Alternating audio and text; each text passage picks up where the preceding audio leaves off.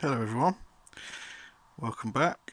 I haven't recorded a video for quite some time, and I thought now the time's right to get back to sort of making some content again, because I like to show off my collections, as I know lots of you do.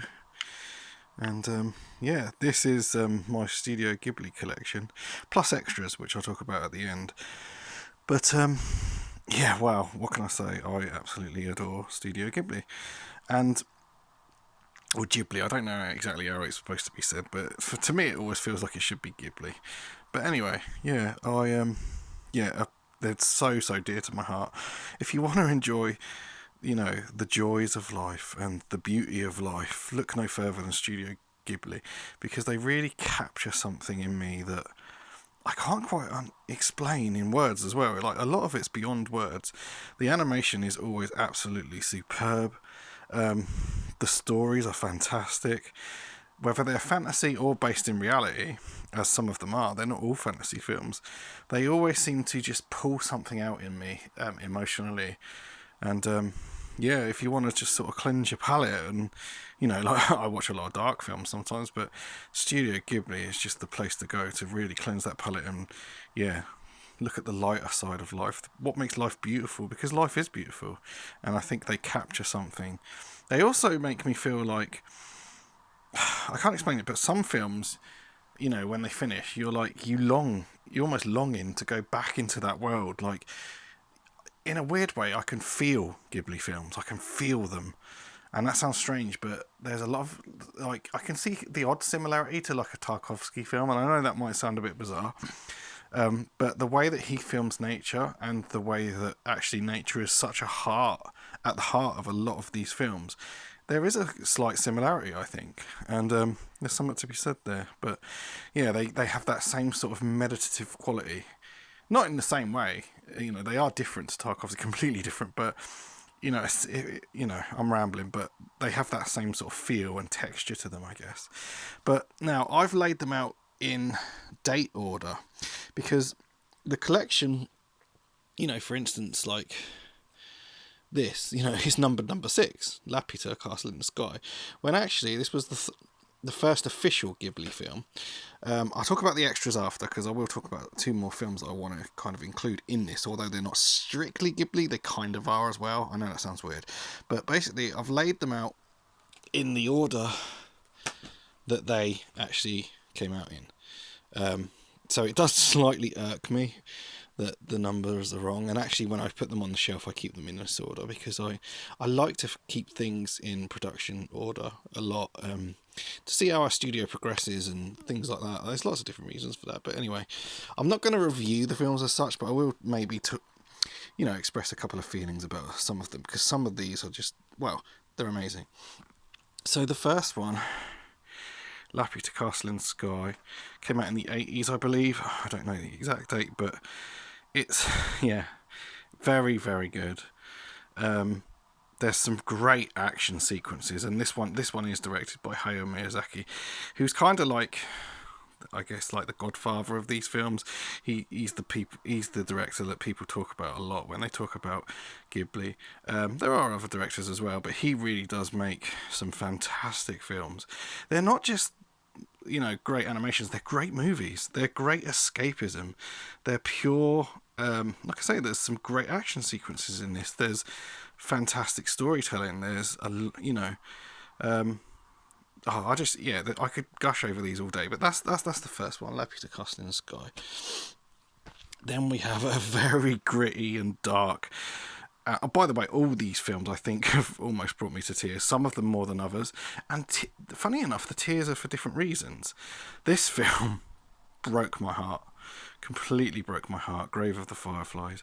It's set during, I think it was World War II, and it kind of shows. Not only is this one of the greatest animated films of all time, it's one of the greatest war films of all time. It really shows the horror of war, and what these kids go through is very sad, and I'm not going to spoil anything in these movies. I always try not to do that, but this is a fantastic movie. Not one it's perhaps not as much, I said about the joys and the lights of life, this perhaps one doesn't fit in that same category, because it's very realistic and it's very gritty, but it's an amazing movie. all the less. But yeah, that's Grave of the Fireflies.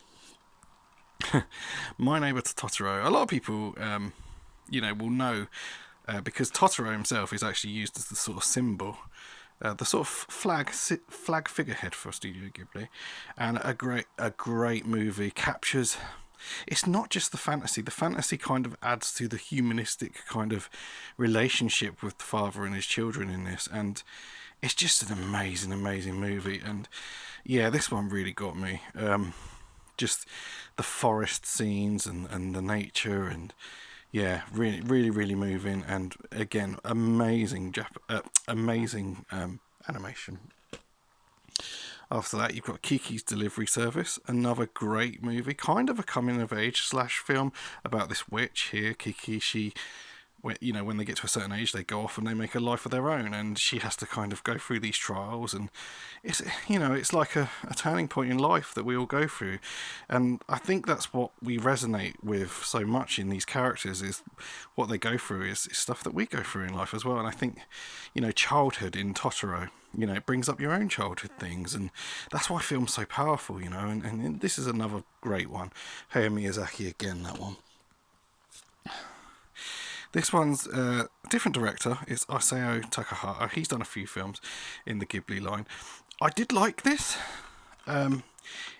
It's a lot more grounded, much more of a sort of drama film. It's still very good, but to me, not quite as striking as the Miyazaki stuff. Although still very fun. A lot to do with memory and growing up. Again, very human themes, and I think that's what makes them work. But that one's only yesterday. This one took a while to grow on me. Porco Rosso, Hayao Miyazaki. Really, it's a love story, I guess, and it's sort of, there's more going on in it than that. But on the first watch, I wasn't that impressed with it. I've come to love it, and I think it's one of those that kind of takes a few watches to kind of sink in. But bit of a bizarre story, really. He's sort of turned into a pig, and yeah, again, I think it's very allegorical. A lot of the stuff in from Japanese culture, and I'm sure people know a lot more about it than I do. But yeah, another really great movie. I think I felt for him, because if I remember rightly, it's been a while since I watched it, but I sort of felt sad for him because he almost come across like a lonely sort of person. And again, see, these films are very, very linked to emotion, and I think they tell their stories in such a beautiful way. This one I didn't really care for. It's okay, and I am a completionist. I think this was just made for TV. I'm not absolutely 100% sure, and correct me if I'm wrong. Feel free to correct me in the comments, but it didn't quite do it for me. It's okay, but I think it's a bit of a coming of age sort of thing, and there is human emotion in it. The animation's not quite as up to scratch, and yeah, I don't know. This one kind of fell a little bit flat for me, but it's all right. This one's good fun. Isao Takahata, and yeah, this guy Takahata, he's the one that directed Grave of the Fireflies. So you go from Grave of the Fireflies to this, you're going to get a very, very different movie, because Grave of the Fireflies, like I said, is gritty, dark, and realistic, whereas this is a pure fantasy adventure. And yeah, there's a lot of humour in this one, which I liked as well. And I don't want to. A lot of it's rooted in folklore and stuff, and but it's also about nature. But it's also about the imbalance that man has on nature as well. So again, there is very, very deep-rooted, important themes in these films. But yeah, this one was really fun. I really enjoyed it. Whisper of the Heart. Yeah, this one's, a lot of people really, really gush about this one. I like it, but it's not quite up there with the others for me. It's not bad. It's a drama film. It's got a lot of those sort of same emotions in it. Yeah, not bad, but it doesn't stain my consciousness like the others do so much. But it's still very good, and there's always something to like in a Ghibli film. I mean, even in the lesser ones, there's bits in them I enjoy. This one is absolutely fantastic. Hayao Miyazaki is directing again. Actually, I've still got the sticker on there. I think I got a couple of these in like a 2 for 25 deal on HMV or something, I don't know. And yeah, this one is just fantastic. It's got that nature theme in it. It's got like spirits. It's got like the hero. The hero is cursed and he has to kind of overcome it. And yeah, that's a really good way of explaining it there. The Star Wars of animated features, because it really does feel epic. And there's a lot of deep themes in this, especially to do with nature and the imbalance that, you know, man has caused, sadly, on nature. So yeah, that one is top drawer. Top drawer. Very different kind of film here.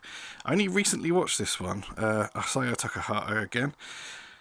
The animation is deliberately very different, and it's more like short little stories and short little episodes that happen around this family.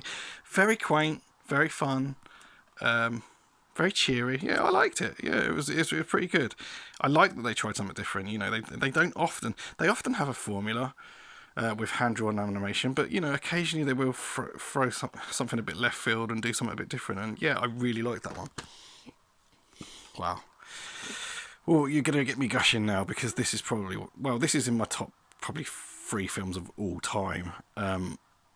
Absolutely fantastic. I cannot praise this film enough. It's the kind of film that you want to watch every year. It's the kind of film that you're sad when it ends, because you just want to stay in its rich world of fantasy and it's pure escapism.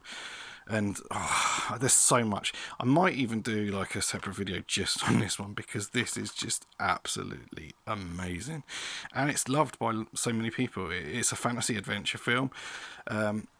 She has to this little girl kind of gets lost in a world of spirits, and she has to kind of make her way again. You know, that coming of age kind of thing. Even though she's still obviously a child, she still has. You know, even as children, we have tasks, we have challenges, and I think Ghibli kind of doesn't shy away from that and shows us that. And this is just absolutely fantastic. There are some moments in this film that brought me through tears, and yet hardly anything is happening. It's just so beautiful.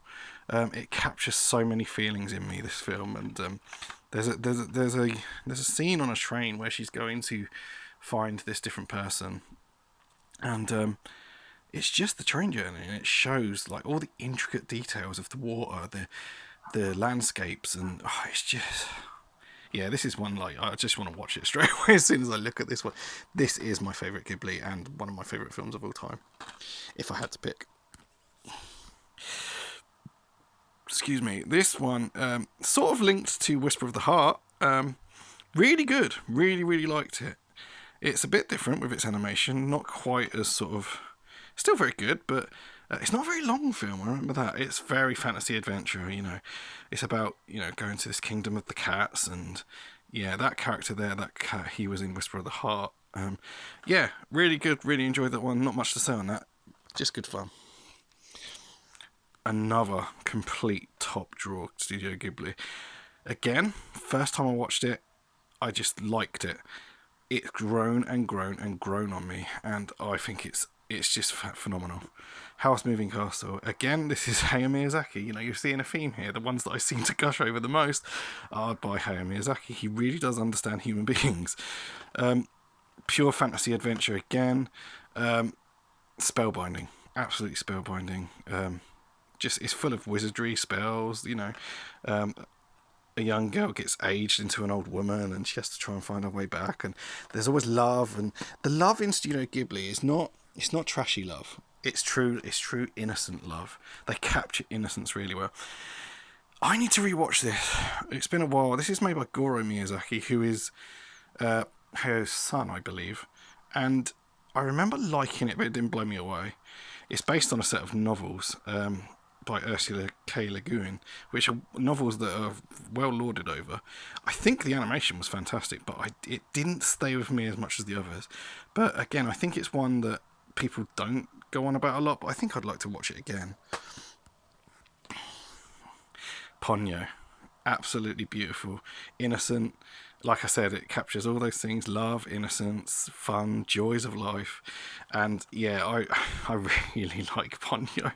Again, there's some really simple like set pieces that happen. There's a cooking scene in this where And I don't know what it is. It's the attention to detail with all the. You can really feel the food. Like I say, I don't know how they do it. I don't know why.